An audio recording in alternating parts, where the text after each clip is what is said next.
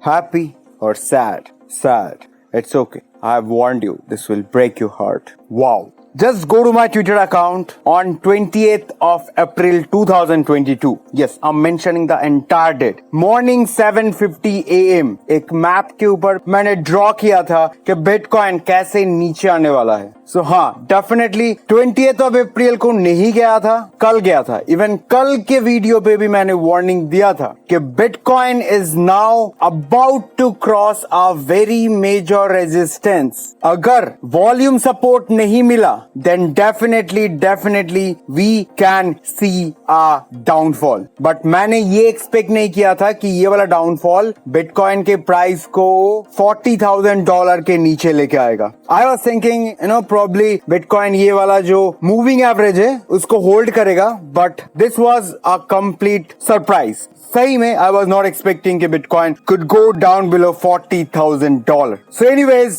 shit happens. That's the life. So now what is the next plan? It's very simple. You just have to watch this video till the very end. So hey guys, this is Dave. Welcome back to BitBull. Hope you all are doing well and good. जो लोग short किया था, definitely they all are sitting on a huge profit. And जो लोग कुछ नहीं किया था, उन लोगों के लिए कुछ नहीं कहना है, क्योंकि मैं भी कुछ नहीं किया था. I was very lazy to short that position. Anyways. So now what's the next plan? So recently IMF organized a cryptocurrency related meeting पे हर एक कंट्री का फाइनेंस मिनिस्टर पार्टिसिपेट किया था. So IMF का फुल फॉर्म होता है international monetary fund. Don't try to be over creative. IMF का full form यही होता है. So जो इंडियन एफ है, मतलब Indian finance minister Miss Sitharaman ji, तो मिस सीतारमन जी को ये कहना है कि the regulation part should be worldwide. India का रेगुलेशन से कुछ नहीं होगा. जब तक ना रेगुलेशन एक इंटरनेशनल लेवल पे होगा, तब तक क्रिप्टो करेंसी या फिर ब्लॉकचेन कोई भी सिस्टम को इंडिया एक्सेप्ट नहीं कर सकता है, क्योंकि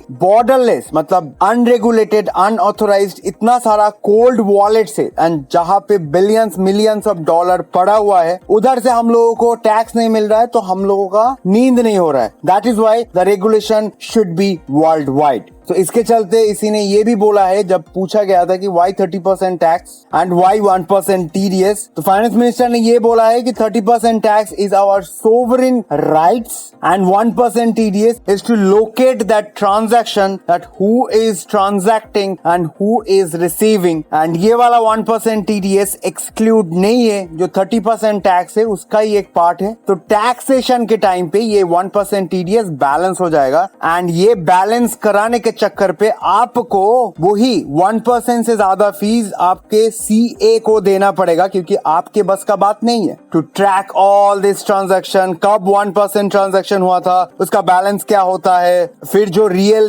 30% टैक्स होता है उधर से 1% टैक्स माइनस करना, ये सब आपके मेरे बस के बात नहीं है. तो ये जो 1% टैक्स बचाने के चक्कर में आपको जो CA को देना पड़ेगा वो 1% से ज्यादा महंगा पड़ेगा. एनीवेज, हेड भी आपका हुआ, टेल भी आपका हुआ. So from all the this is not at all favorable for Indian investors. That is why WazirX ने तो अपना झंडा कहीं और पे गाड़ चुका है. धीरे धीरे जो कुछ बचा है वो भी निकल जाएगा. So recently Indian government, RBI and NCPI मिलके इंडिया का जो क्रिप्टो करेंसी स्पेस है उसको जितना इलीगली हैंडल किया है, मतलब first of all that whole process is unofficial, क्योंकि इसका कोई भी कॉन्क्रीट डेटा नहीं है. मतलब ये जो हर एक क्रिप्टो करेंसी पेमेंट्स, मतलब bank to wallet transaction, wallet to bank transaction, ये जो फ्रीज करके रखा है, दिस इज कम्प्लीटली इनऑफिशियल, क्योंकि इसका पार्लियामेंट से कोई भी नोटिस ही नहीं लिया है. क्योंकि 2018 पे जब ये लोग लीगली ट्राई किया था पार्लियामेंट पे, पार्लियामेंट ने इन लोगों को मना कर दिया. सो दैट्स व्हाई इस टाइम 2022 में ये लोग कंप्लीटली इनऑफिशियली ये कंप्लीट ऑपरेशन को कैरी ऑन कर रहा है. बैनिंग ऑल द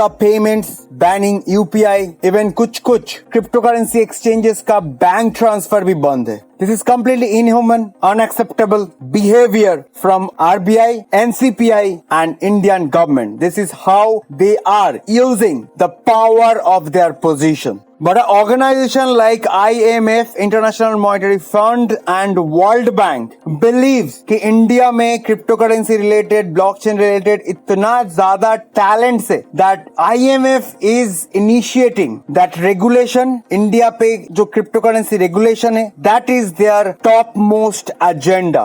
IMF का ये टॉप मोस्ट एजेंडा है कि इंडिया पे क्रिप्टो करेंसी को रेगुलेट करवाना. अगर IMF एंड वर्ल्ड बैंक या फिर कंप्लीट मतलब जो हम लोगों का स्ट्रक्चर है ये सब मिलके इंडिया पे क्रिप्टो करेंसी रेगुलेट एंड साथ ही साथ ये टैक्स को फिर से रीएडजस्ट कर पाए एंड अगर बैंक के साइड से 100% हेल्प मिलता है, आप सब लोग लिख के ले लो कि आने वाला 5 इयर्स में जो शेयर मार्केट है, जो बॉन्ड मार्केट है, वो सब कुछ मिट्टी में मिल जाएगा. क्योंकि जो ग्रोइंग जनरेशन है वो जनरेशन पूरा इन्वेस्टमेंट सिस्टम को टेक ओवर कर लेगा and that will be a game changers. देखिए जो भी चेंजेस आएगा may be again it will stay for next 20 to 30 years, क्योंकि हर एक डेकेड 2 या फिर 3 जनरेशन बाद फिर से कोई नया चेंजेस आएगा. हम लोग फिर से 25-30 साल के बाद दूसरा कुछ रेवोल्यूशन का सामना कर सकते हैं. Now coming to this technical part, I don't know, I still believe Bitcoin can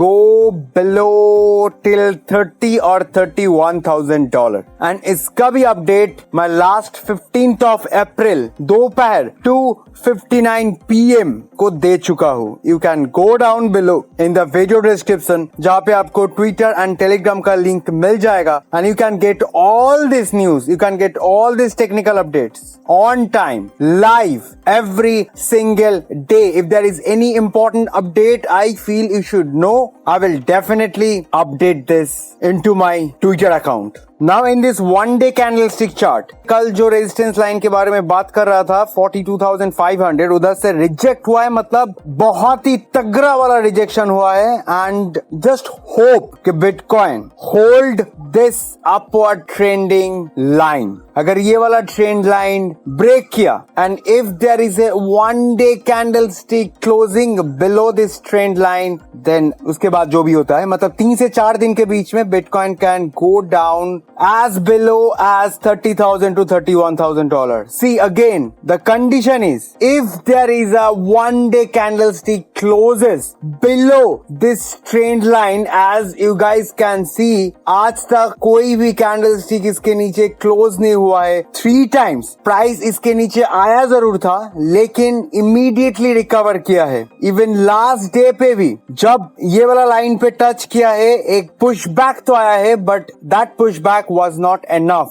So just hope कि in next 24 hours Bitcoin hold this line and और एक one day या फिर 4 hours या फिर कुछ भी at least 4 hour to 1 day candlestick with a huge volume इसके ऊपर ऐसे दिखाई दे, ताकि हम लोगों को ऐसा लगना स्टार्ट करे कि चलो हम लोग ऊपर के तरफ जा रहे हैं, नीचे नहीं. So anything can happen. This is a completely no trading zone. Scalping करना है तो कर सकते हो. Don't go for any don't go for any swing trading. So कुछ भी हो सकता है, जो भी होगा I will update in my Twitter account if there is anything I feel we should all know, we should all take a note of. So definitely I'll update in my Twitter account. So that's it from my side, guys. Thank you for watching. It's time to like, subscribe and share this video as much as you can. Be a part of Twitter and Telegram handle if you want to know all these updates in advance, जिसका link video description पे मिल जाएगा. जाने से पहले bell icon बजा के देखे जाना if you don't want to miss any kind of update like last day का वीडियो का जो एंड पार्ट आप लोगों ने मिस कर चुके हो, जिसके चलते ये जो मार्केट का हालत आप लोगों को पता होके भी नहीं पता है क्योंकि आप लोग एंड तक देखे ही नहीं. तो ये गलती दोबारा मत करना, एंड तक देखो, बेल आइकन बजाओ ताकि नेक्स्ट कोई वीडियो आप लोग मिस ना करो. So wait for my next update. Till then take care. Dev signing of.